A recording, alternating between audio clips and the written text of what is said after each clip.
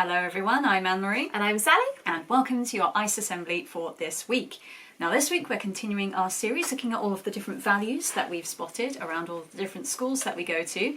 And before we get into today's value and today's story, we're going to play a little game. Now this is a game that you won't be able to play along at the same time, but you will be able to learn it and play it later on with friends and family and whoever you want to teach it to as well.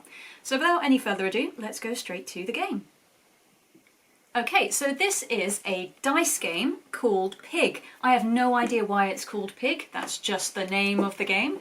And all you need is 2 or more people, so us 2, and you need at least 1 dice. We've got some 6-sided die here, and what you need to do is to collect points by rolling the dice and adding the numbers that you roll together, and it will be the first person who gets 50 points. 50, okay. Yeah, so you'll be player 1 and you will start by rolling your dice, and you'll roll the dice and keep adding the points. But if you roll a 1, then you will lose all of those points. So you can roll as many times as you like, and you can choose to bank those points whenever you like. Okay. But if you roll a 1, you lose any points that you didn't bank. Now that probably sounds quite confusing, but you'll probably pick it up when we play it and you'll be able to see how it goes, and we'll see out of me and Sally who will be the first to reach 50 points. And I'll be keeping track of the scores and the banked points here, and Sally will be helping with the maths because she's a bit quicker than I am with that sort of thing. So Sally, do you want to start? All right, let's go. Okay, 2, say 2, and I'm going to keep on going. So 2 plus 2 is 4, I'm going to keep on going. Ah, 1, so no points for me. Anne-Marie, your go. All right, here we go. Okay, 3. 3 plus 4 is 7.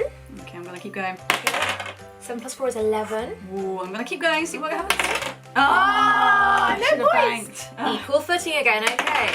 2, okay, again, all the 2s. 2 plus 2 is 4, sounds familiar. Plus 5 is 9, I'm going to keep on going. No! Oh, no points again. Okay, okay. All right. 5. All right. 6. So that's 11. I'm going to bank on 11. Okay, 11 for Anne-Marie. Okay. At 4. Oh. 0 again. All right, so this time with my points we're adding from 11. From 11, okay. That's 11. where I banked. Plus 5 is 16. Plus 4 is 20. Ooh. I'm going to bank on 20. Okay, Yep. being very, one straight away. Oh, that's so rubbish when that happens. That's okay, that happens. 6, okay, so what were you on? You were on 20. 26. Ooh, 26. 26, 27, 28. Let's go for it, another one. Ah, so back to 20. Okay. No, not another How many one. ones can a human roll in a minute? Apparently a lot. Okay, 25, so 20 plus 5 is 25. 29, that was a 4. Let's risk it. 33. I'm gonna so bank a 4. Good idea. on that. All right. Okay, we're on 5. We've got 5 points. 5, 6, 7 points. Oh no! Wow, this is not going so well. Go, go, go, go, go. All right. So 35, 35, so that was 33 started with. 36, 37. 42, because that was a 5. I'm going to bank on 42. And I still got 0. Okay. 5, okay. 5. Plus 4 is 9. Plus 2 is 11. Plus 5 is 16. I've just got to go big or go home. Oh. Plus 6 is 22. Plus 5 is 27. No! It was 1! I'm proud of my 27. Okay, that bring was it home. that you got a lot of points all in one Thank turn. you. That was Go on, good. Marie. All right, just here cheer we go. you on. 42 plus 5 is 47, so you just need 3 all over. Hey! 50 exactly. Oh. Beautifully done. Well, that was very exciting, and I feel like it could have gone any way on that last one. You were racking up those points. I was racing, but you spared part. That was good. That was a good game. That was really good. Well done. Good Thank effort. you. Well done you for your superior dice rolling. Okay, so that game was an awful lot of fun, but it was really annoying whenever you rolled a 1 and you lost loads of points and you had to start over again. It's really irritating in games when you have to keep going back and refreshing things. But actually, in our lives, in real life, having a fresh start is sometimes exactly what we need. Sometimes we really need that chance to start new.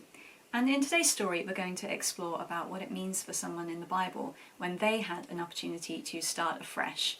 So, without any further ado, let's get into the story. This story takes place after Jesus had died on the cross and had risen again. He was not always with his friends, but appeared to them every now and then until he returned to heaven. It wasn't that long ago that Peter, one of Jesus' closest friends, had said that he would follow Jesus wherever he went, even if it meant going to prison or meeting his end.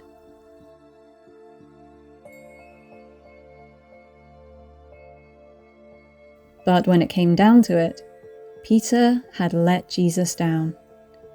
When Jesus was arrested, Peter followed at a distance, and then, because he was afraid, he lied and said he didn't even know who Jesus was. It was a terrible thing to do, and Peter must have felt nervous about how Jesus would react when he returned to them after he was risen again. This is the story of what happened to Peter. Jesus appeared again to the disciples, his followers, beside the Sea of Galilee. This is how it happened. Several of the disciples were there. Peter, Thomas, Nathanael from Cana in Galilee, and the sons of Zebedee, and 2 other disciples. Peter said, "I'm going fishing." "We'll come too," they all said. So they went out into the boat, but they caught nothing all night.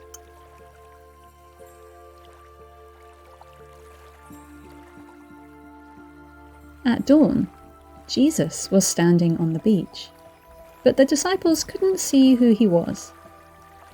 So Jesus called out, "Friends, have you caught any fish?" "No," they replied.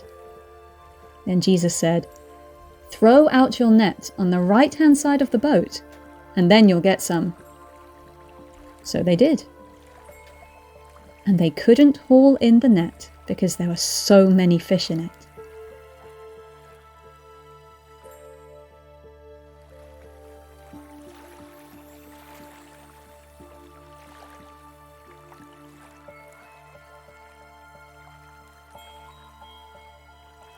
Then John said to Peter, "It's the Lord, it's Jesus." When Peter heard that it was the Lord, he put on his tunic, jumped into the water, and swam to shore. The others stayed with the boat and pulled the loaded net to the shore. When they got there, they found breakfast waiting for them, fish cooking over a charcoal fire, and some bread. "Bring some of the fish you've just caught," Jesus said. So Peter went aboard and dragged the net to shore. There were 153 large fish, and yet the net hadn't broken. "Now come and have some breakfast," Jesus said. And Jesus served them the bread and the fish. This was the 3rd time Jesus had appeared to his disciples since he had been raised from the dead. After breakfast, Jesus asked Peter, "Peter, do you love me more than these?" "Yes, Lord," Peter replied. "You know I love you." "Then feed my lambs," Jesus told him. Jesus called himself a shepherd, and the people who followed him were like his sheep. So he was asking Peter to take care of the people who believed in Jesus. Then Jesus repeated the question, "Peter, do you love me?" "Yes, Lord," Peter said. "You know I love you." "Then take care of my sheep," Jesus said again. A 3rd time he asked him, "Peter, do you love me?" Well, now Peter was hurt that Jesus asked the question a 3rd time.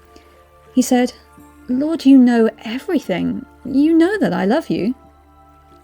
And Jesus said, "Then feed my sheep."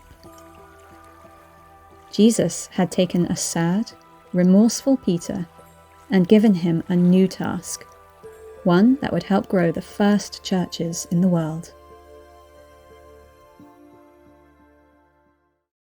So I wonder which value you spotted in today's story. Well, I think it's the one that's right in the middle of our board here. Forgiveness. Yes, this story is full of forgiveness. Jesus forgave Peter. And not just that, he trusted him with a really important job. So that forgiveness didn't just make a really big difference in Peter's life, but because of that, Peter was able to make a really big difference in the lives of hundreds upon thousands of people. The Bible says that Peter went on to teach people about Jesus and help the church to grow. I think Peter must have really regretted what he had done and wished that he could go back to that time and unsay those things and actually have the chance to say, no, I'm with Jesus, as he probably really would have wanted to. But sometimes we can't take back the words that we've said, and sometimes we can't undo the wrong things that we've done. But when Jesus asked Peter that same question 3 times, he was giving him the chance to say the things that he wanted to say that first time when Jesus was arrested. Jesus was giving Peter the chance to get back on the right track and really declare that he was for Jesus. So when Jesus forgave Peter, he set him free from that feeling of guilt and shame that he had been holding on to. And not just that, he also helped him to move on and do something new. And that was that important task that Jesus gave him, to look after his followers and help them as they did the same. Even though Peter had done something wrong, Jesus didn't give up on him. So, when we forgive others, we get to see how powerful forgiveness is in our lives as well. We get to see the positive impact that forgiveness can have on people. But the amazing thing is, when we forgive people, we don't just see it having a good effect on them, but it's also really good for us too. See, when we forgive someone, we don't just let them go from that feeling of guilt or shame that they might be feeling, but we also let ourselves go. We set ourselves free from feeling hurt or feeling angry, and we stop holding on to those feelings against that other person. Forgiveness isn't always easy, but it is powerful and it is important. Christians believe that Jesus has forgiven us from all the things that we've done wrong, and so that's a gift that we can share with others. In the times when that's really difficult, in the times when we've actually been really hurt or are really angry about something, those are the times when we can rely on God to help us to forgive. And we can do that by asking for his help in forgiving, just the same as we would ask for anything else in prayer. So why don't we take a moment now to reflect and to pray if you would like to, and think about some of the things we've learned today.